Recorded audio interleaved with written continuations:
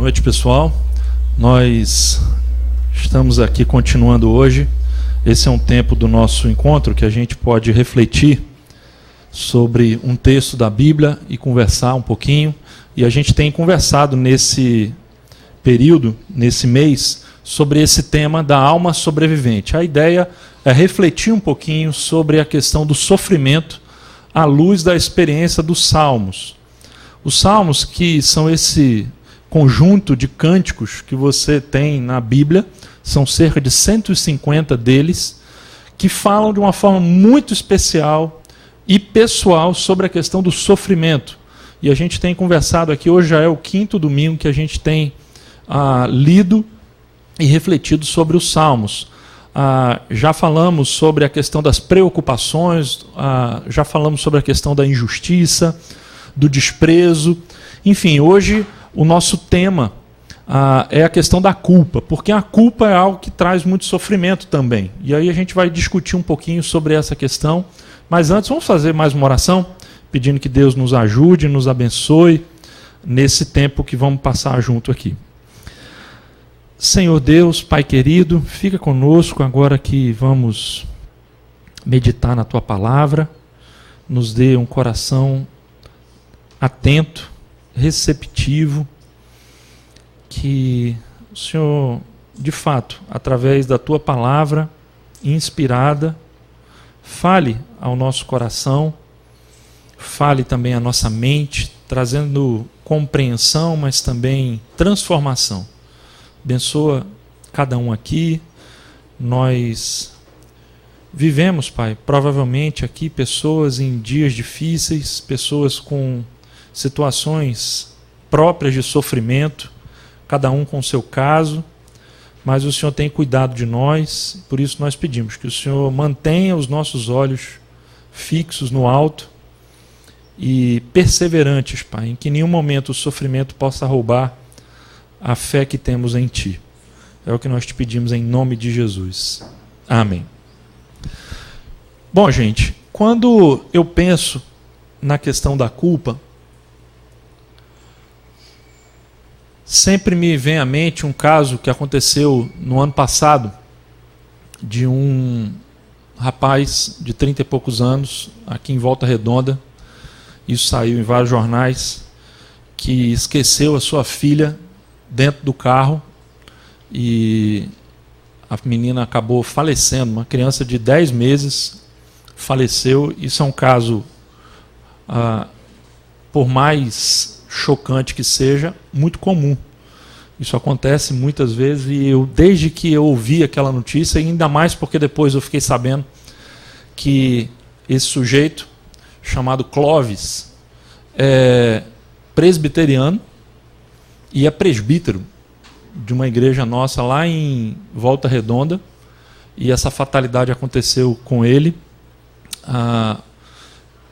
Aqui tem uma imagem que você pode ver da notícia que saiu no Globo. Oi? Não saiu, não? Então, peraí. Depois ele vai chegar ali, vocês vão ver a imagem da reportagem dessa criança que acabou falecendo. E, na época, o cara escreveu uma carta. Ele escreveu uma carta que ele publicou no Facebook, saiu no Globo. Uma carta assim muito emocionante. Era uma carta que ele escrevia para Deus, pedindo que ele cuidasse da sua filha. E eu fico imaginando, gente, o sofrimento e como essa pessoa, como esse rapaz, como essa família vai viver o resto da sua vida. Recentemente os jornais publicaram também, tá ali. Recentemente os jornais publicaram também que o caso dele foi arquivado, e eu tenho aqui a citação do promotor público para justificar o arquivamento do caso.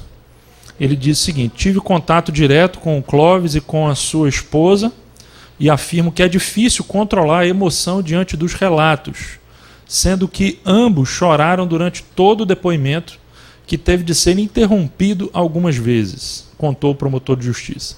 posso afirmar de forma peremptória que a vida do indiciado nunca mais será a mesma. E olha o que ele disse: pois carregará o fardo da morte de sua filha de 10 meses. Afirmamos, por fim, que esta é a sentença do indiciado, viver triste até a sua morte, e com o fardo de ter causado a morte da sua filha, do seu anjinho, como afirmado pelo próprio indiciado.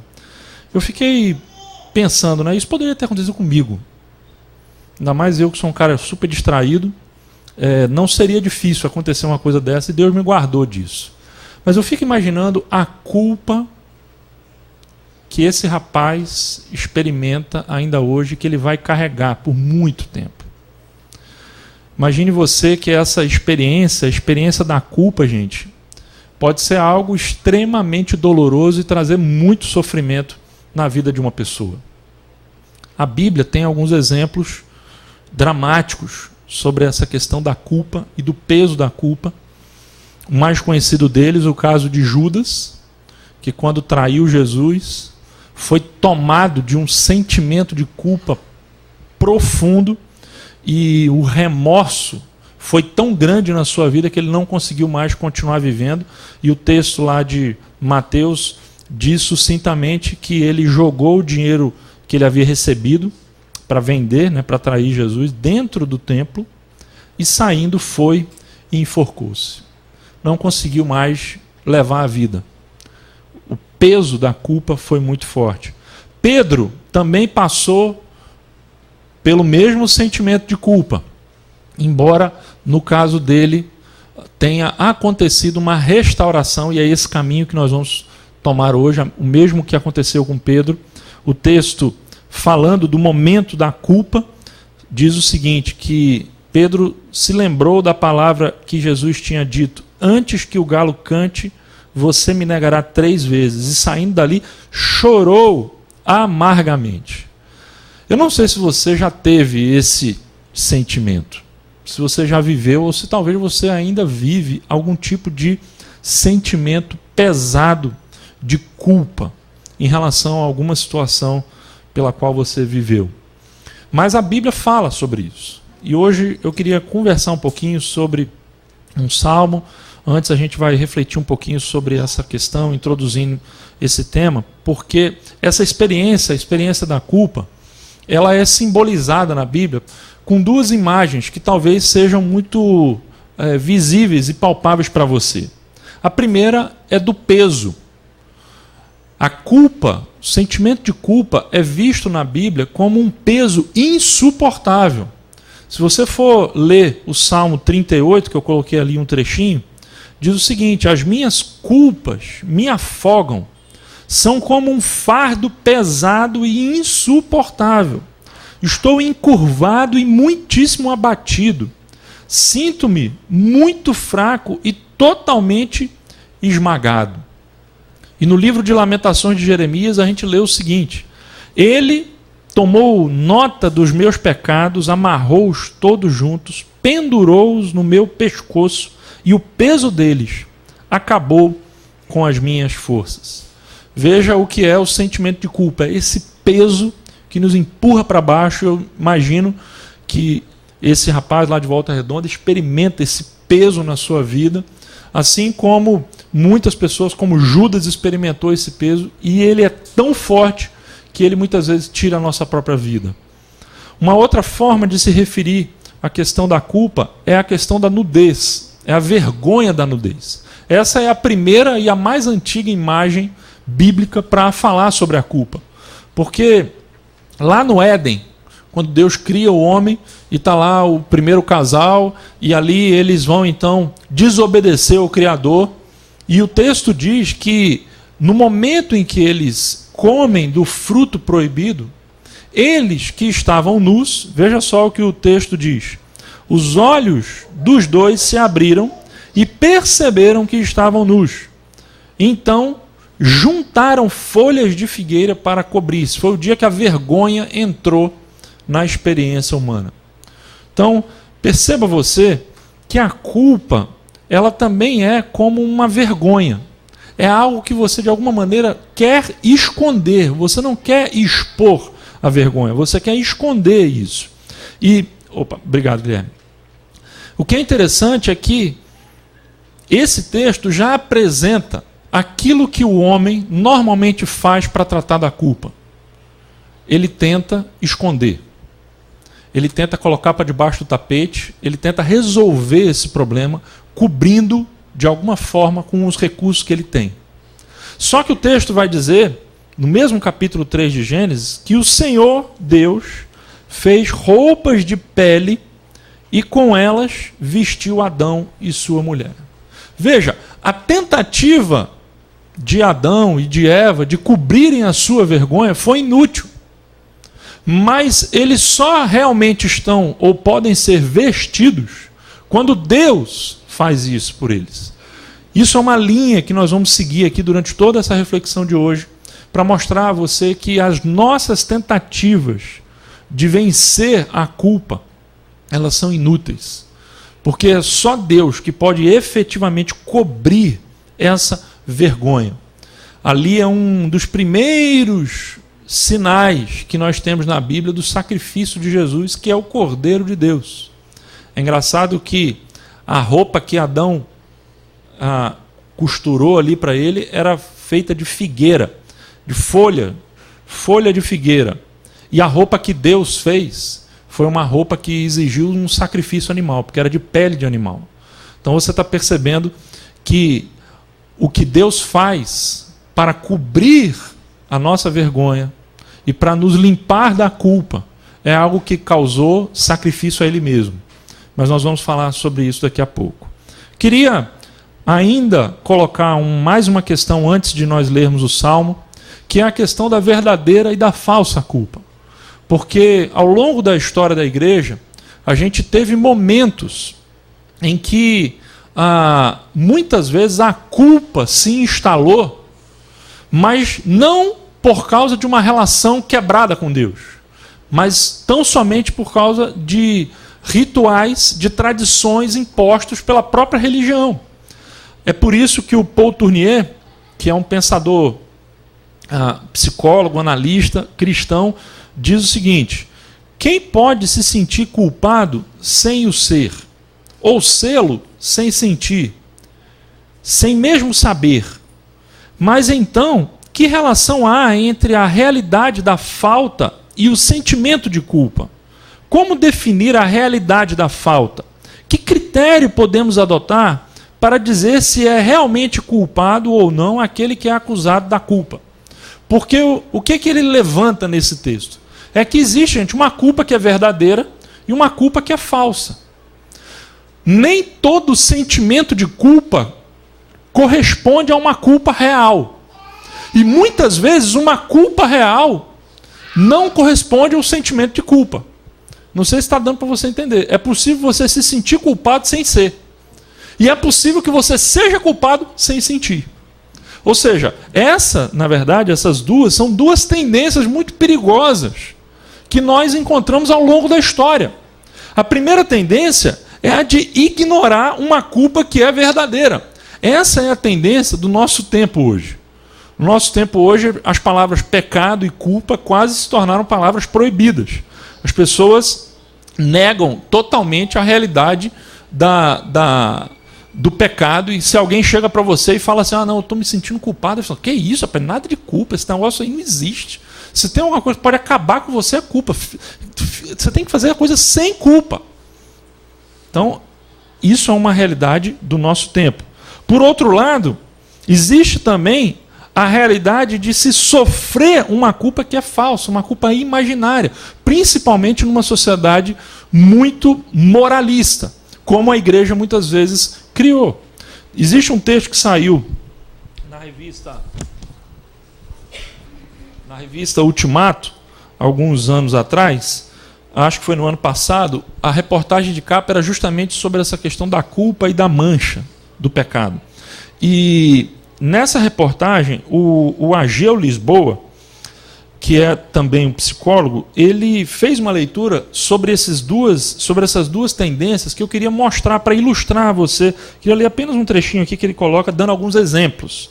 Ele diz o seguinte, ilustrando aqui esse caso da culpa de sofrer uma culpa falsa. Ele fala: por um lado, há pessoas dominadas pela escrupulosidade e obsessividade constrangedoras e limitantes. Não querem incomodar nem errar e filtram tudo.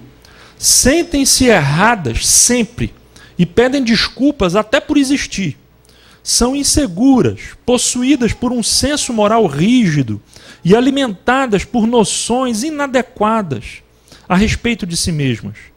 Descobre-se nelas com frequência um histórico de fortes cobranças e moralismo nas relações familiares, vindo de pais e mães castradores, pregações acusadoras ou outras ameaças. Essas pessoas aprenderam a desconfiar de si mesmas, a sofrer e a não desfrutar a vida. Incorporam noções exageradas de culpa e impureza.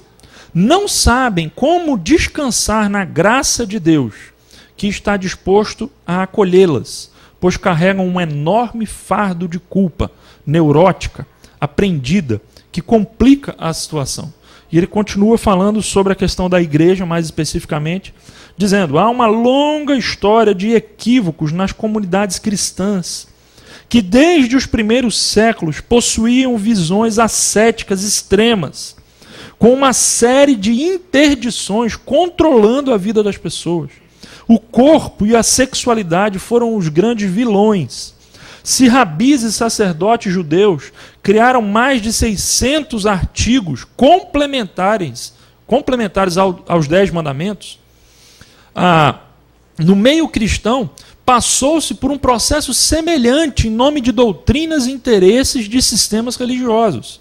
Alguns líderes são criadores de vítimas de imagens doentias de Deus, de um Deus pequeno, complexado, vingativo, narcisista, semelhante a um guarda rodoviário sem misericórdia, que fica à espreita da menor falta para flagrar o faltoso e puni-lo.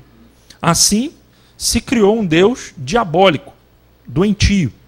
Essa é a realidade, gente, da culpa falsa. Muitas vezes na história da igreja, pode ser que isso tenha acontecido na sua história, a gente viu acontecer essa realidade de uma religião castradora.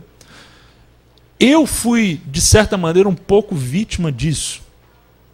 Quero compartilhar com vocês a minha experiência rapidamente. Já contei isso aqui, mas como está nesse contexto, eu acho que vale a pena contar de novo. Logo que eu me mudei de Campos para cá, a gente veio para começar a Libertas, e eu me lembro que a gente estava morando aqui pertinho, aqui na Bulhões de Carvalho, ficava 2 quarteirões da praia.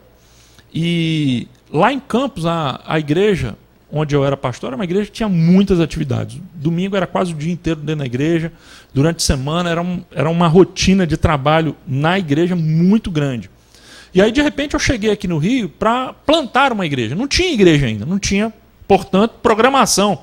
A gente só tinha uma reunião no domingo à noite, e só.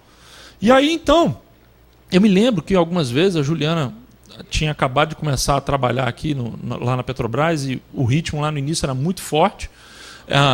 Hoje já também, mas é porque de repente já acostumou um pouco, né? Mas é porque você não estava acostumada. E aí, a gente chegava domingo de manhã e falava: Juliana, vamos ali na praia. Beleza.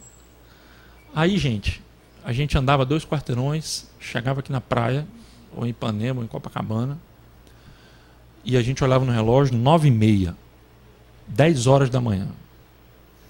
Eu sentado ali na praia, olhava para um lado, olhava para o outro.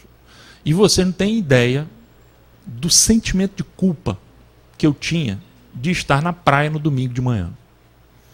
Era como, a sensação era mais ou menos assim: se Jesus vier agora, essa cambada, todo mundo aqui vai ficar, inclusive eu, infiel, porque eu ficava imaginando, nessa hora está todo mundo na igreja, está todo mundo cultuando, então o pessoal está na escola dominical e eu aqui na praia. Como é que pode uma coisa dessa? E, gente, isso era uma culpa terrível que eu carregava.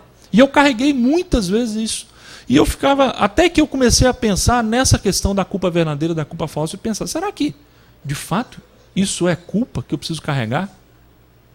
Gente, muitas vezes as igrejas, a religião tem colocado esse padrão de pode, não pode, de uma série de regras, de coisas que você pode ou não pode fazer, e isso acaba gerando uma cultura cultura de culpa, de condenação na vida das pessoas. Por outro lado, a gente também vive um ambiente onde nada é errado. A gente vive essa questão de ignorar a culpa verdadeira. E aí o Ageu também diz aqui, nesse parágrafo que eu quero ler para vocês, dizendo assim: por outro lado, há pessoas que dificilmente admitem estar erradas. Sofrem quando têm que pedir desculpas. Pedir perdão é ainda mais difícil. Só mesmo quando pressionadas admitem a culpa, contorcendo-se, tentando se desculpar. Ser durão é algo encorajado em certas culturas. Na hedonista cultura brasileira, por exemplo, celebra-se uma glamorização do transgressivo. Estimula-se a esperteza e a busca de vantagens em detrimento do outro. Não existe pecado do lado de baixo do Equador, é o que se canta. Os excessos desse processo cultural podem ser percebidos tanto nos territórios dominados pelos traficantes e policiais, como na corrupção política que dirige o país. Pena que estes poderosos não se sentem culpados. Como fazem falta pessoas como João Batista para enfrentar tamanha insensibilidade ética? Não sei se está dando para você entender esses dois extremos. Por um lado, gente, a culpa pode ser diabólica. Mas, por outro lado, a falta dela também pode ser diabólica. A culpa pode ser tanto a cura, como pode ser a perdição. A questão é, qual culpa? De que culpa nós estamos falando? E é por isso que nós precisamos, então, perdi o sinal aqui, gente, me ajuda aí em cima, por favor. Acabou aqui meu sinal, mas não tem problema não. Sumiu. Como eu sou um precavido, então está impresso aqui. Vamos lá. Vamos passar adiante, porque aí então a gente vai pensar, queria então, para entrar no texto, apenas mostrar essas abordagens. Por quê? Porque você sabe que existe a abordagem psicológica para lidar com a culpa. Essa abordagem psicológica, ela procura tratar da relação de você com você mesmo. Ela vai tratar da culpa e das suas influências sobre a sua psique, sobre a sua alma. Existe também uma segunda abordagem, que é uma abordagem jurídica. Essa abordagem vai tratar da culpa, da relação da culpa pessoal com a sociedade. Aí ela vai ficar discutindo se é culpa, se é dolo. E aí tem os advogados que vão discutir se foi, no caso desse sujeito aqui, se foi um homicídio culposo, homicídio doloso, e até que ponto a culpa está envolvida num processo e tal. E existe uma terceira dimensão, abordagem, que é a abordagem teológica. Essa abordagem trabalha com a questão da culpa na relação com Deus. E aí eu quero dizer para vocês o seguinte: eu não sou nem psicólogo e nem sou advogado. E mais ou menos teólogo. Então, como o que eu sei, de alguma forma, ainda que muito pouquinha, é a questão da teologia, nós vamos abordar a partir dessa questão aqui. Veja, eu não quero tratar da questão do crime, eu não quero tratar da questão dos complexos trazidos pela culpa, porque eu não teria habilidade aqui para fazer isso. Mas eu queria ir na palavra de Deus, que é a Bíblia, e aí então pensar nessa questão da culpa e como ela pode afetar a nossa relação com Deus. Essa dimensão vai nos ajudar então a entender a diferença entre a culpa verdadeira e a culpa falsa, discernir isso. E ao invés de fugir da culpa, poder encarar a culpa e usar a culpa como um instrumento de cura na nossa relação com Deus. Nosso texto, gente, ele é um texto de Davi. Davi é o nosso personagem dessa noite. Por quê? A história de Davi está lá, eu não vou ler essa história, tá? Ela ocupa 2 capítulos, mas se você conhece um pouquinho da Bíblia, você sabe que Davi, que foi um dos principais personagens do Antigo Testamento e da própria Bíblia, Jesus é chamado de filho de Davi, foi um homem que a Bíblia chama de um homem segundo o coração de Deus. Só que apesar disso, ele foi um cara que cometeu pecados horríveis. Ele foi uma pessoa que a certa altura da vida, meu sinal voltou, a certa altura da vida, ele, quando já tinha segurança, estabilidade, ele relaxou na sua segurança pessoal, na sua devoção pessoal. E um belo dia, olhando da varanda do seu palácio, viu ali uma mulher, cobiçou essa mulher, mandou que os seus criados fossem pegar essa mulher, trouxe essa mulher para o seu palácio, teve relações sexuais com essa mulher e, posteriormente, ficou sabendo que a mulher era casada e mais, que a mulher tinha engravidado. E aí, então, diante do pecado de um adultério, porque na sociedade teocrática de Israel, nem mesmo um rei poderia ou teria liberdade de pegar a mulher de qualquer pessoa que fosse, pois isso era condenado na própria lei de Israel e o rei não estava acima da lei. O que aconteceu? Ele falou, nós precisamos resolver esse problema. E aí, imagina ali que ele articulou um plano. Qual foi o plano? Onde está o homem dessa mulher? Onde está o marido dela? Pois bem, nós vamos chamar o marido. O marido estava na guerra, ele manda chamar o marido de volta da guerra. E ele fala, olha, resolvi dar um prêmio para você. Vai lá, passa uma semana com a sua mulher. Você imagina um homem que estava na guerra, sem ver a sua mulher não sei quanto tempo. E o rei volta e fala, eu quero dar uma semana para você ficar com a sua mulher aí na sua casa. Porque ele queria que o filho que nascesse, a gravidez da mulher, fosse atribuída ao pai. Porque como é que ela ia ficar grávida se o pai estava na guerra? Seria o marido, desculpa. Era a forma, era o álibi que ele precisava. Só que esse homem, o marido dessa mulher, ele era um cara tão íntegro e tão patriota, eu acho que esse cara era fuzileiro naval ou era alguma coisa do tipo. Ele era daquele, viu, Gerson? Daquele que é a pátria acima de tudo. E esse camarada ele falou o seguinte, como é que eu posso entrar na minha casa, ter relações com a minha mulher, enquanto os meus amigos estão lá morrendo na frente, na linha de batalha? Eu jamais faria isso. Ele viu a mulher, mas chegava à noite, sabe o que ele fazia? Ficava na porta, do lado de fora da casa, para não entrar em casa. Ele se recusou a entrar e a deitar com a sua mulher. O rei falou, nós vamos embriagar ele para ele poder fazer isso. Deu uma festa, deu um porre nele para ele embriagar, e nem assim o homem aceitou a proposta do rei. Veja só, Davi então vê que o plano dele não deu certo. Ele falou, olha, não consegui, então nós precisamos fazer um plano B agora. Plano B é o seguinte, não teve jeito, eu tentei resolver, mas agora eu vou ter que fazer uma coisa mais drástica. Manda, pelo próprio Urias, que era o marido da mulher, uma carta para o comandante do exército, falando, olha, coloca esse cara na linha de frente, na primeira batalha que tiver, no lugar mais perigoso da guerra, porque esse cara vai ter que morrer. Davi, então, manda matar o dito cujo, para que, então, após a morte dele, ele tivesse legitimidade, entre aspas, para poder resgatar a sua mulher e casar com ela. E é isso que ele faz. Gente, você está percebendo a gravidade do que Davi fez?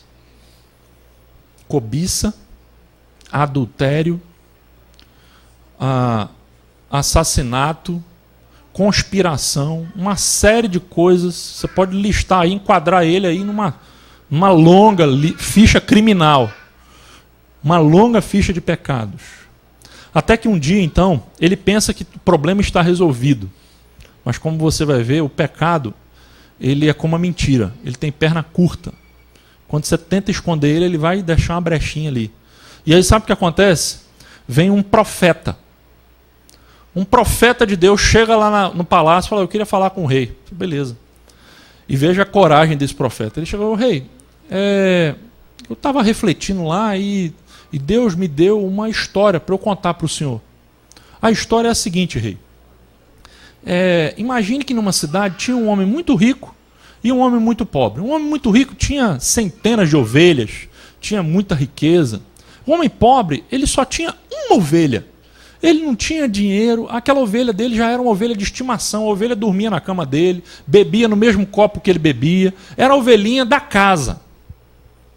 E aí o rico um dia recebe um convidado em casa e ele fala, eu preciso alimentar esse convidado, preciso fazer um churrasco, e eu preciso matar um cordeiro, matar uma ovelha aqui para fazer um churrasquinho.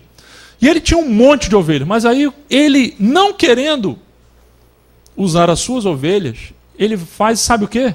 Ele vai lá na casa daquele cara pobre, pega a única ovelhinha que o pobre tem para fazer um churrasco para servir o seu convidado. O texto diz, lá em Samuel, que quando Natã, que é o profeta, conta essa história para Davi, Davi se enfurece. E ele diz assim: quem é este homem? Me diga, porque nós vamos lá matar ele agora. Ele vai ter que ser condenado. Esse cara é um crápula, esse cara não merece nada. Esse cara é horrível. É um monstro. Como é que pode um cara fazer um negócio desse? E Natã, então, com toda a sua coragem, olha na cara do rei, bota o dedo na cara dele e diz: tu és o homem.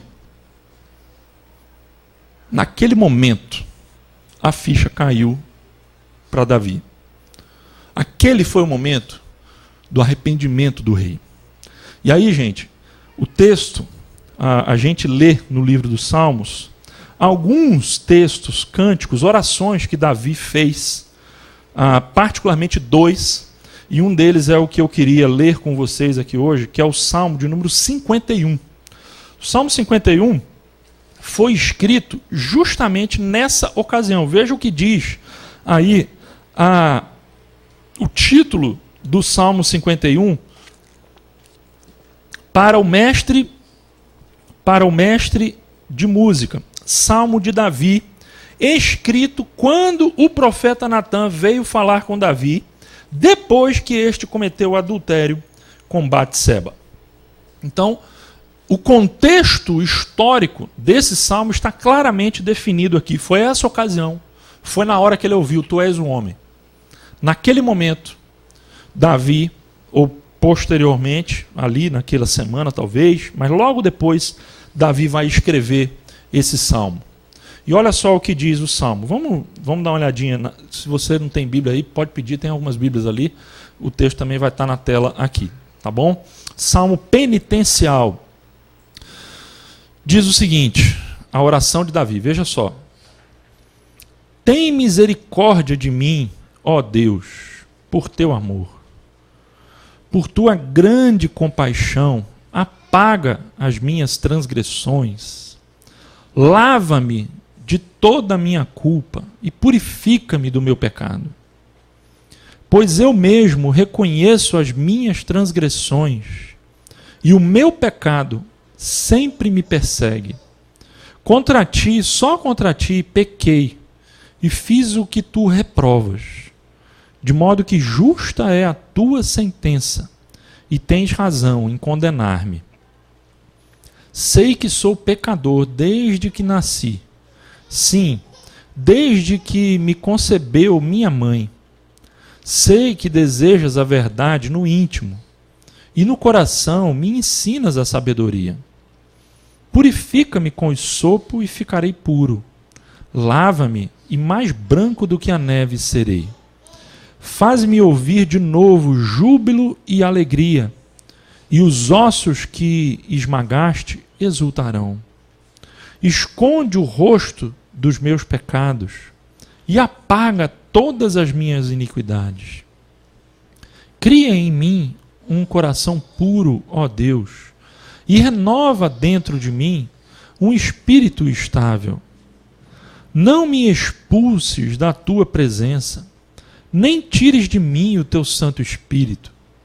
Devolve-me a alegria da tua salvação e sustenta-me com um espírito pronto a obedecer. Então ensinarei os teus caminhos. Então ensinarei os teus caminhos aos transgressores, para que os pecadores se voltem para ti. Livra-me da culpa dos crimes de sangue, ó Deus, Deus da minha salvação, e a minha língua aclamará a tua justiça. Ó Senhor, dá palavras aos meus lábios, e a minha boca anunciará o teu louvor. Não te deleitas em sacrifícios, nem te agradas em holocaustos, senão eu os traria. Os sacrifícios que agradam a Deus são um espírito quebrantado, um coração quebrantado e contrito. Ó Deus, não desprezarás. Por tua boa vontade, faze Sião prosperar. Ergue os muros de Jerusalém. Então te agradarás dos sacrifícios sinceros, das ofertas queimadas e dos holocaustos. E novilhos serão oferecidos sobre o altar. Esse é um salmo que pode nos ajudar hoje, gente, a sobreviver à culpa, ao sofrimento causado pela culpa. Você fica imaginando um caso como aquele que eu relatei no início e fala, existe cura para um coração violentado de culpa, como foi o do pai daquela menina? Esse salmo nos dá uma pista. Esse salmo nos ajuda não só a entender a diferença entre a verdadeira culpa e a falsa culpa, mas ele nos ajuda a lidar com a culpa. E ele apresenta para a gente, eu queria rapidamente colocar para vocês, 5 elementos aqui nessa maneira que a gente tem para sobreviver à culpa. São 5 elementos que esse salmo traz para a gente. O primeiro deles é a questão da consciência.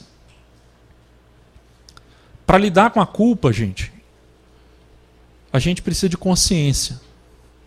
E o que a gente vê em Davi é que, por mais que ele tenha feito coisas horríveis, ele não perdeu a sua consciência.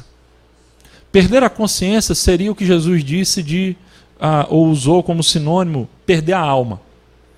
Tem gente que chega a um determinado momento da vida que flerta tanto com o pecado, que vive tão intensamente o pecado, que simplesmente chega um momento que o sujeito perde a alma. Ele está no inferno antes de ir para o inferno, porque ele cauterizou completamente a sua consciência. No caso de Davi, apesar do que aquilo que ele fez tenha sido horrível, o que nós percebemos nesse salmo aqui é que havia consciência em Davi. E isso eu digo por 2 questões que ele vai dizer aqui. A primeira é uma consciência pessoal sobre quem ele era. A consciência sobre nós mesmos.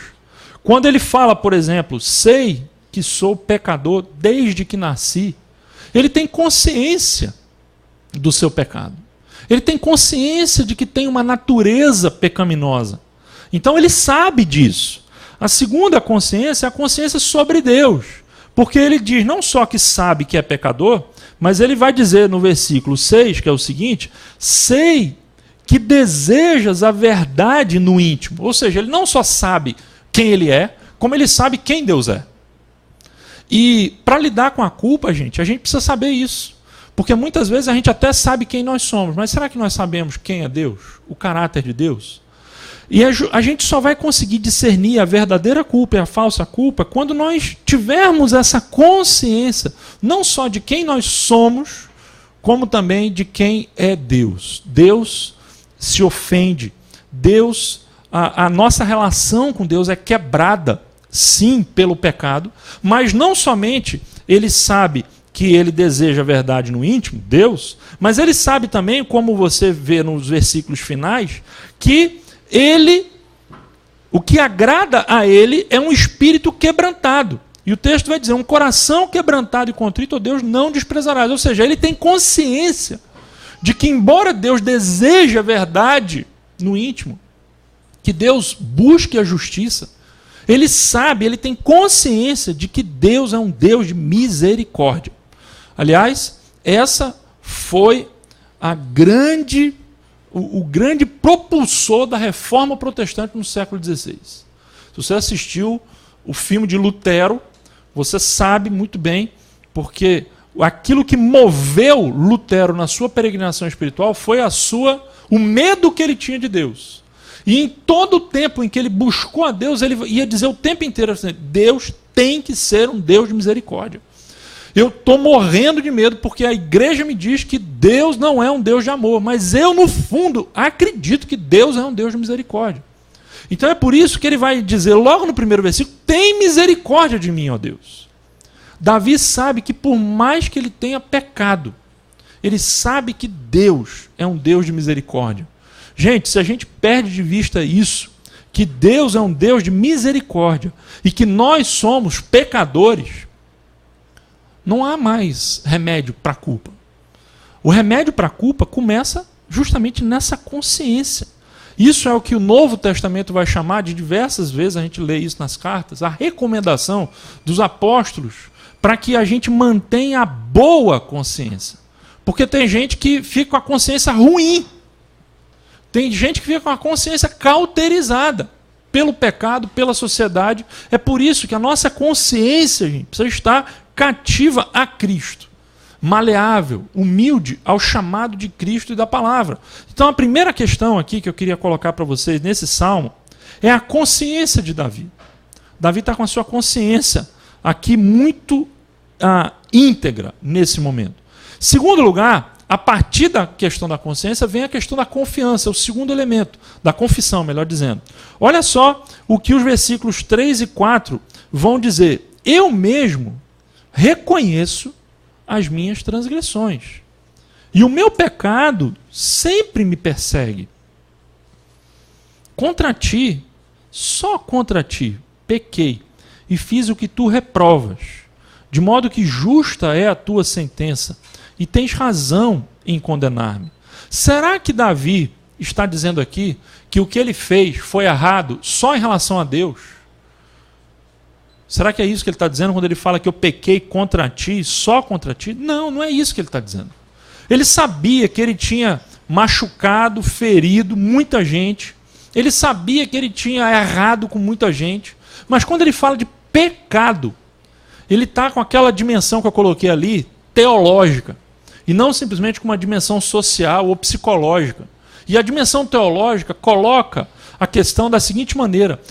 A principal relação afetada pelo nosso pecado é a relação com Deus. É daí que vem a confissão de Davi. A confissão dele vem justamente no momento que ele sabe que olha, eu até posso enganar os homens. Eu até posso costurar uma argumentação, uma situação aqui para tentar me sair bem diante das pessoas. Mas eu sei que no fundo eu não posso enganar Deus. Eu sei que no fundo eu não posso fugir de Deus. É por isso então que vem a confissão dele. A confissão, gente, é quando a gente deixa as negativas, deixa as justificativas, deixa as acusações. O que é a negativa? A negativa é quando a gente é confrontado com o pecado, com a culpa, e aí vem alguém para dizer para você, não, que isso, rapaz? Nega.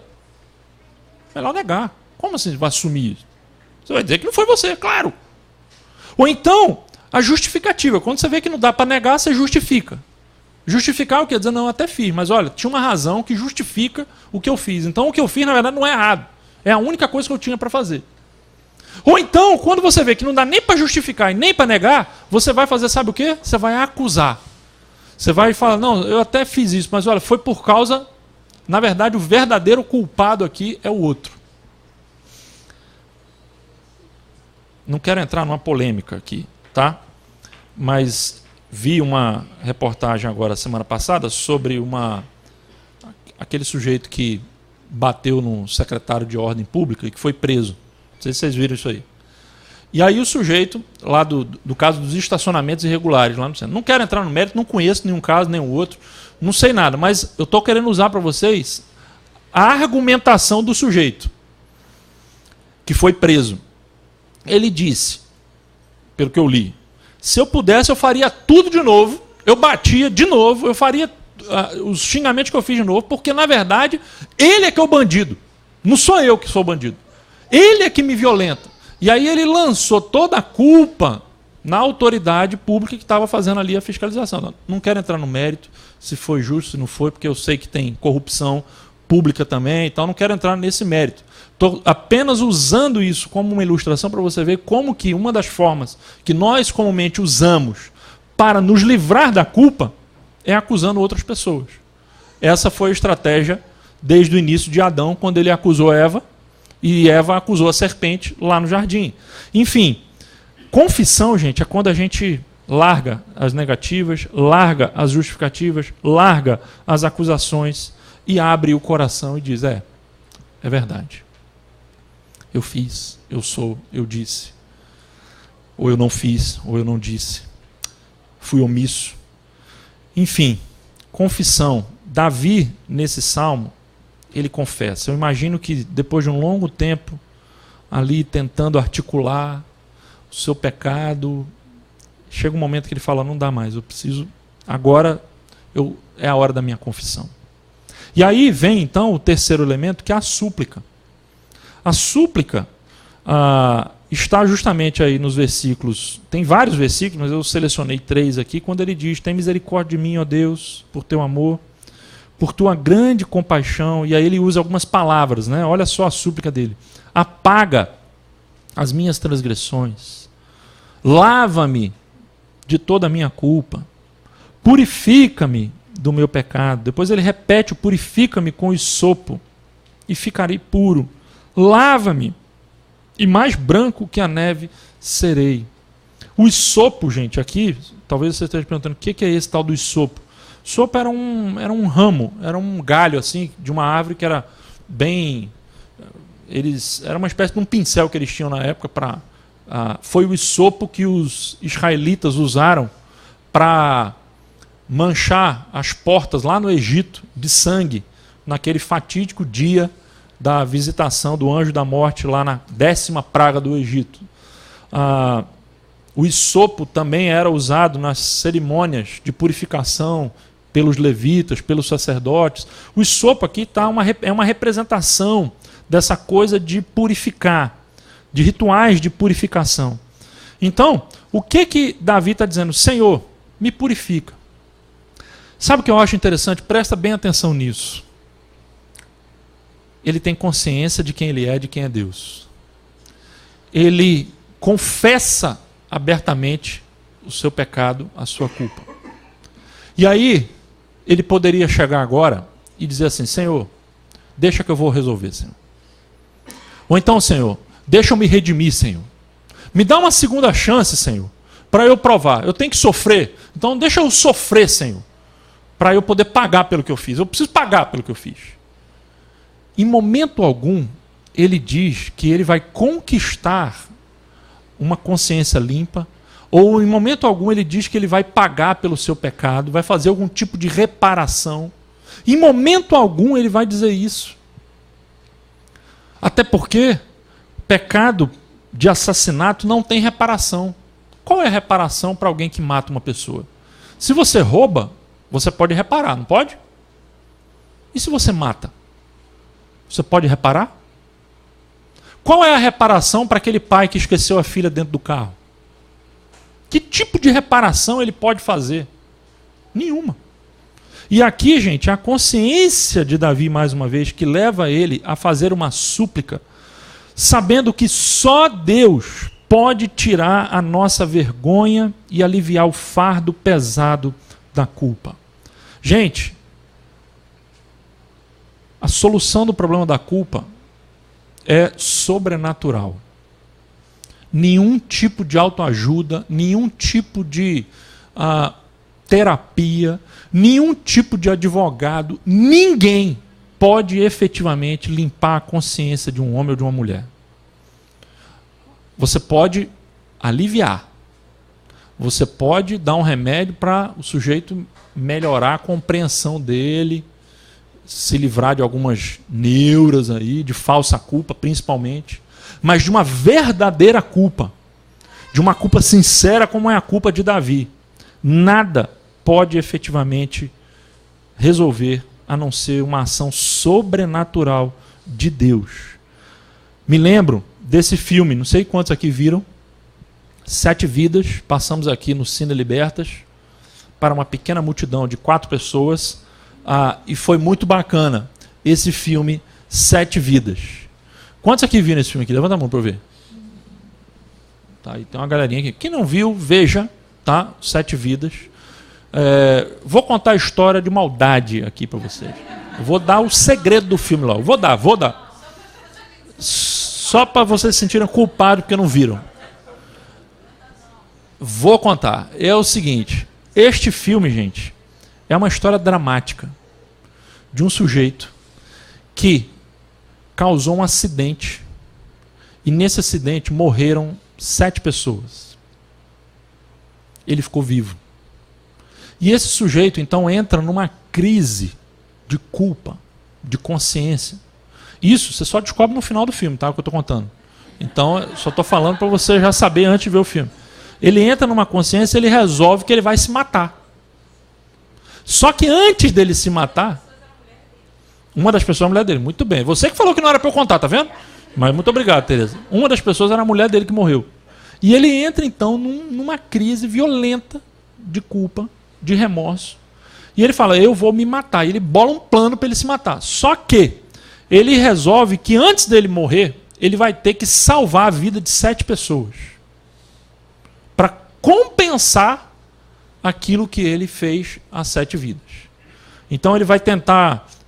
O sujeito lá está quebrado lá financeiramente, ele vai doar a casa dele para o sujeito estava precisando de um transplante, ele vai, na morte dele, ele vai dizer que é para aquela pessoa, para o transplante. Enfim, algumas coisas desse tipo que ele vai ter que salvar 7 pessoas para compensar as 7 vidas que ele tirou. Gente, esse filme é uma... É tipo assim... Você fica o tempo todo querendo falar para o sujeito, rapaz, você não conhece a graça, cara. Você não conhece o que Jesus fez. Não é possível, cara. Porque o que a gente tenta muitas vezes é conquistar o perdão através de uma reparação. Mas a verdade é que não há reparação humana para o problema do pecado. Não há. Por isso... Na hora que eu ia passar, o negócio saiu aqui. Pode colocar ali. Não. Vamos lá, pode colocar a próxima. Isso. Não tente conquistar o perdão através da reparação. O seu perdão não vai depender da sua reparação. Você não vai poder aliviar a sua consciência diante de Deus através da reparação. Isso não quer dizer que você não possa, uma vez que foi perdoado, fazer reparação. É o sujeito que era caloteiro, devia todo mundo, dava golpe, o famoso 7, como diz o Marcelo, dava golpe em todo mundo. O sujeito tem uma experiência com Cristo, igual um sujeito que eu vi uma vez num Fantástico, muitos anos atrás, isso ficou na minha cabeça. O cara era um traficante e disse assim, me converti a Cristo. E aí a repórter chegou para ele, o cara numa mansão lá na Barra da Tijuca, falou, essa casa aqui você adquiriu com dinheiro ilícito, né? Aí foi. Mas e aí, o que você não tem problema de consciência em relação a isso e tal? Não, rapaz, mas minha vida agora é outra. Sua vida nova. Deus me resgatou de tudo que eu tinha no passado, agora minha vida é outra. Isso não quer dizer que eu sou crente, mas não sou trouxa. Ele disse isso mesmo. Me lembrei na época da frase, era essa. Isso, gente, é um absurdo. Por quê? Parece que está contradizendo o que eu estou dizendo. Não. A questão é, nós não podemos conquistar o perdão pela reparação. Mas uma vez que Deus nos alcança pela sua graça e Ele nos restaura, Ele nos perdoa, nós temos uma responsabilidade moral e espiritual de ser um transmissor dessa graça. E aí então a gente faz as possíveis reparações através daquilo que recebemos de Deus, não para receber algo de Deus. Foi o que aconteceu com Augusto de Nicodemos, que é um pregador conhecido hoje no Brasil todo, da Igreja Presbiteriana, foi chanceler da Universidade de Mackenzie, e muita gente não sabe, mas Augusto Nicodemos fazia parte de uma gangue que roubava posto de gasolina antes de se converter, lá em Recife. E ele conta no seu testemunho de conversão que quando ele conheceu a Cristo, uma das primeiras coisas que ele fez foi ir lá no posto que ele tinha roubado, e ele devolveu o dinheiro. Chegou lá para o cara e falou assim, eu sou o sujeito que roubou seu posto aqui outro dia e tal, eu quero te devolver o dinheiro. E ele fez isso. Então, não é reparação para o perdão, é reparação por causa do perdão.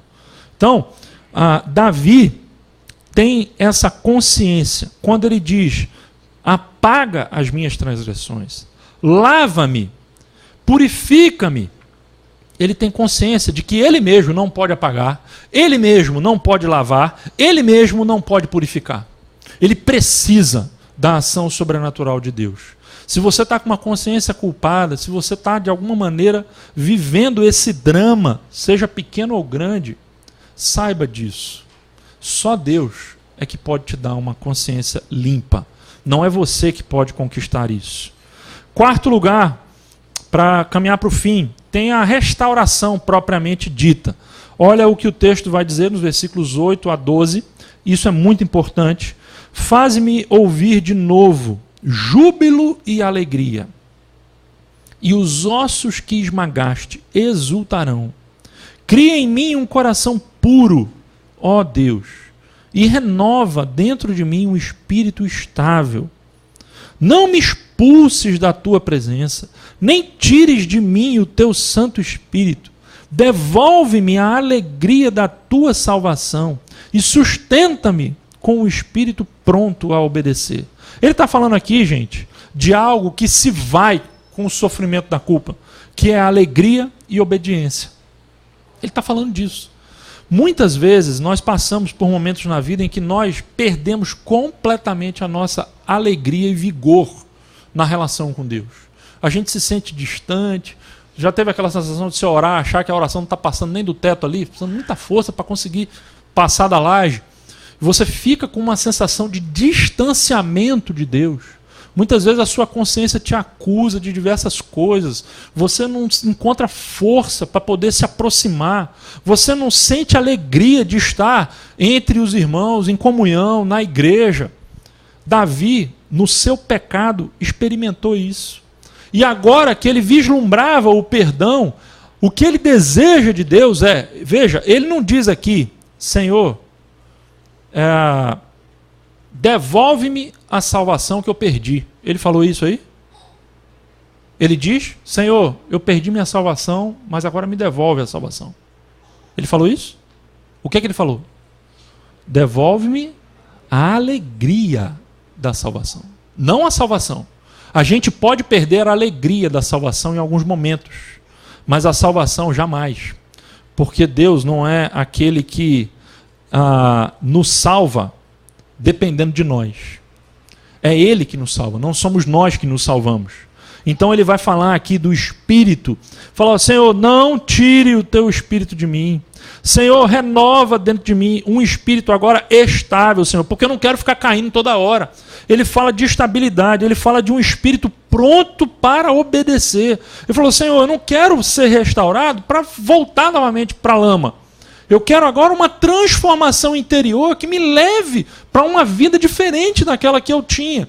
Eu não quero mais cair nesses mesmos pecados que eu já caí. Então ele está falando de uma restauração completa. E aí, como consequência disso, vem o quinto elemento, que é o testemunho e a adoração. Quando ele vai dizer, então, ensinarei os teus caminhos aos transgressores, para que os pecadores se voltem para ti. Livra-me da culpa dos crimes de sangue, ó Deus, Deus da minha salvação, e a minha língua aclamará a tua justiça. Ó Senhor, dá palavras aos meus lábios, e a minha boca anunciará o teu louvor. Ele está vislumbrando aqui, gente, a adoração. Ele está vislumbrando aqui a oportunidade de poder ser também um instrumento de cura para outras pessoas. Sabe por quê? Porque só quem viveu a dor da culpa tem sensibilidade para falar com aquele que está culpado. Essa semana eu conversando com um pastor que foi meu líder quando eu era adolescente, lá em Uberlândia. E esse sujeito, achei esse cara no Facebook, conversando com ele falando sobre a realidade da igreja, das pessoas que estão saindo da igreja o tempo inteiro, os sem igreja que estão crescendo cada vez mais, as pessoas estão ficando vacinadas contra as igrejas, não acreditam mais nas igrejas. E aí esse cara me diz o seguinte, falando, eu acredito que hoje o mundo precisa ver na igreja mais cicatrizes do que medalhas. Eu falei, caramba, esse cara, ele está com uma consciência interessante. Mais cicatrizes do que medalhas.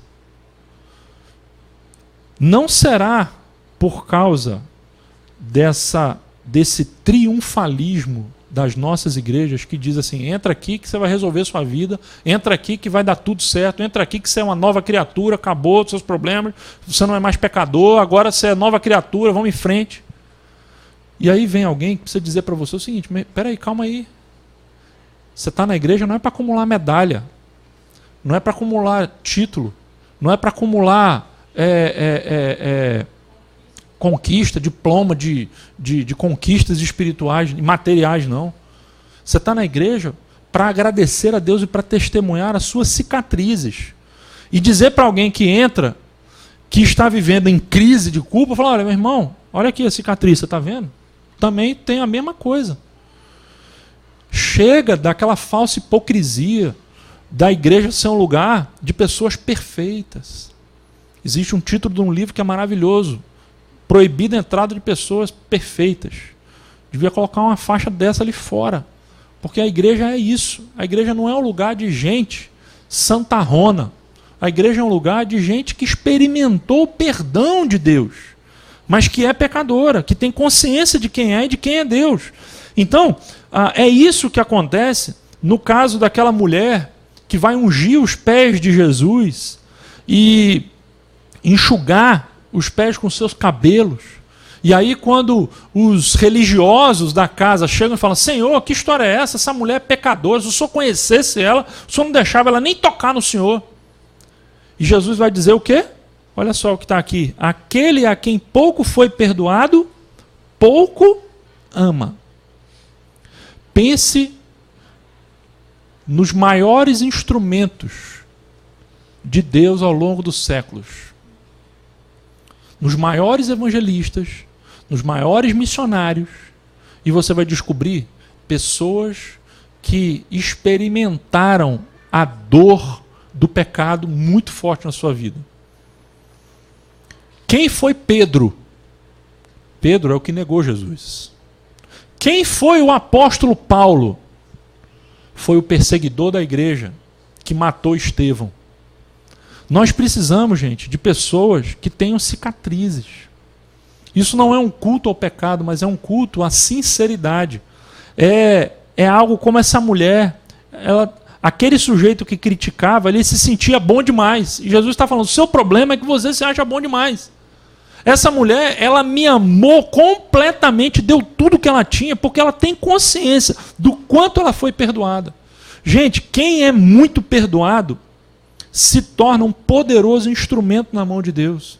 É por isso que Davi então vai dizer, olha, eu experimentei esse pecado horrível, e agora nunca mais eu vou olhar para um adúltero como eu olhava antes.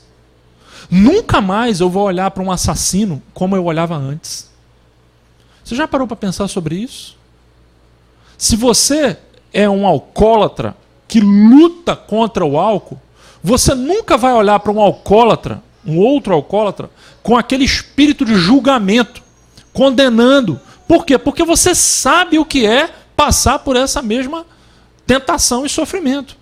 O que nós precisamos? De pessoas que sejam sinceras e honestas o suficiente para adorar a Deus a partir das suas experiências de perdão, de restauração, de pecado resolvido diante de Deus. É por isso que ele vai dizer, não te deleitas em sacrifícios, rituais simplesmente, nem te agradas de holocaustos, senão eu traria.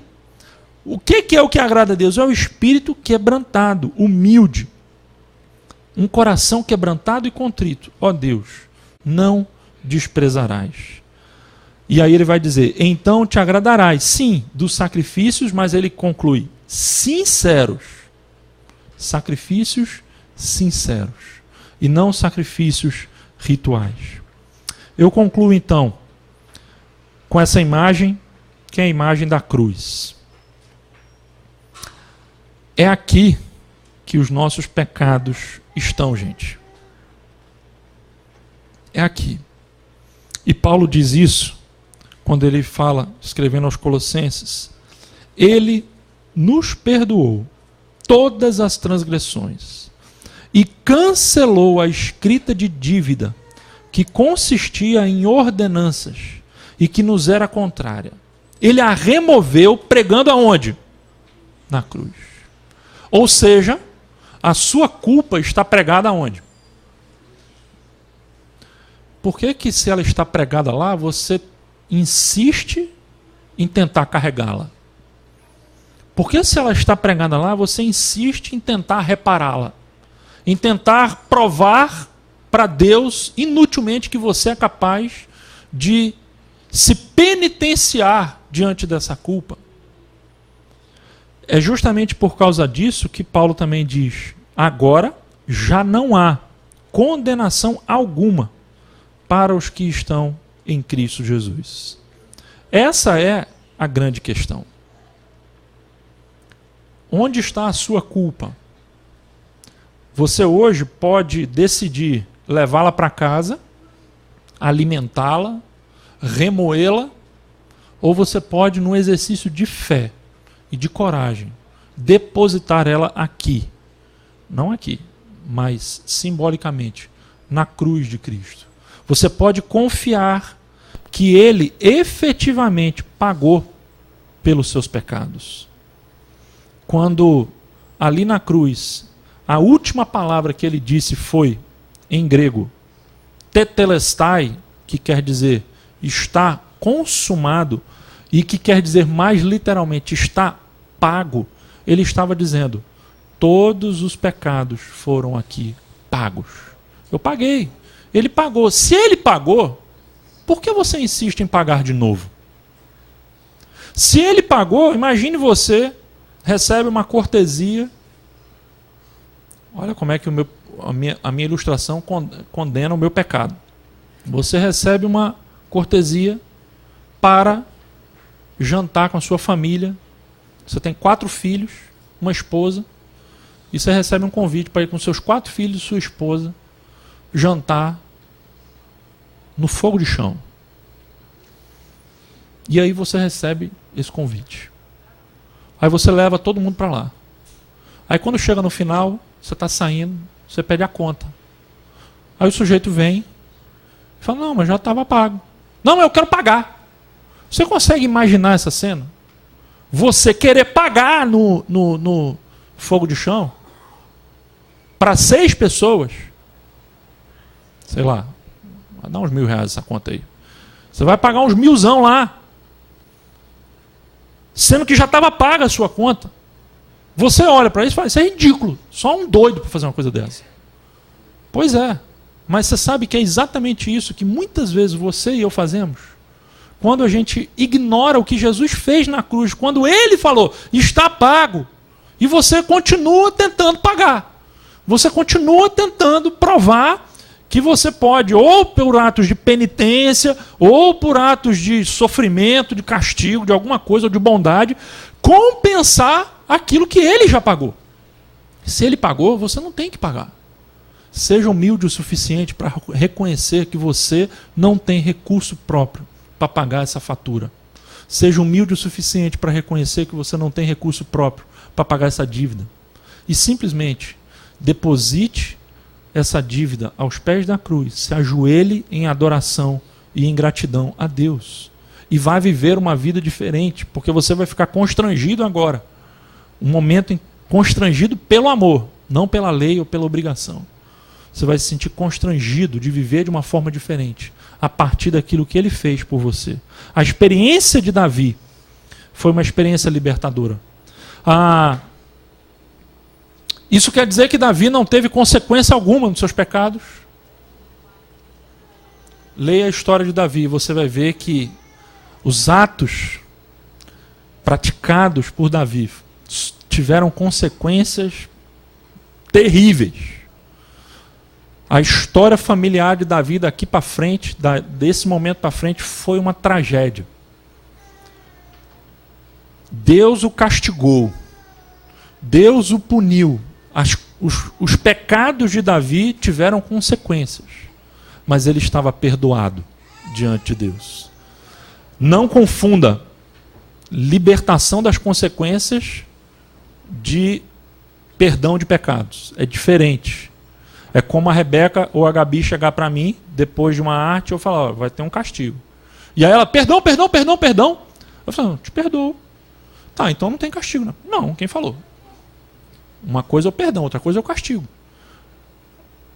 O pior castigo é a consciência culpada. E disso Deus realmente nos livra. Pode ser que a gente tenha que enfrentar algumas consequências. Mas o importante é você saber, no fundo do seu coração, que Deus, ali naquela cruz, pagou pelos seus pecados. Por isso, a culpa, ela, a partir do momento que você crê em Cristo, essa culpa, se você insiste nela, ela é uma culpa imaginária. Crises e mais crises que muitas vezes nós temos, e que nós achamos até que perdemos a salvação, porque fizemos pecados horríveis. É imaginário. Não se dobre diante disso. O que João vai dizer é que ainda que o nosso coração nos condene, Deus é maior do que o nosso coração. Por isso, eu queria que você fosse para a sua casa hoje como uma alma sobrevivente e mesmo consciente de todos os seus pecados, você pudesse voltar para a sua casa consciente de que Deus pagou por cada um deles. Vamos fazer uma oração para a gente terminar? E aí o grupo vai vir aqui e a gente vai cantar uma música para terminar. Queria dar um tempo para você pensar aí por 2 minutos sobre esse salmo e pensar naquilo que de alguma forma tem pesado no seu coração. Às vezes nós alimentamos culpa em relação à nossa família. Se você talvez é mãe, trabalha fora, você talvez alimente essa culpa de não dar o tempo devido, de não cuidar da casa como deveria ou como poderia fazer. Ou talvez se você é pai e de repente você está ausente, tanto da sua esposa como dos seus filhos, você alimenta essa culpa. Ou talvez você alimenta uma culpa em relação a alguma pessoa da sua família, um pai ou uma mãe ou um filho. Enfim, a culpa muitas vezes ela atinge o nosso coração por atitudes, por negligências.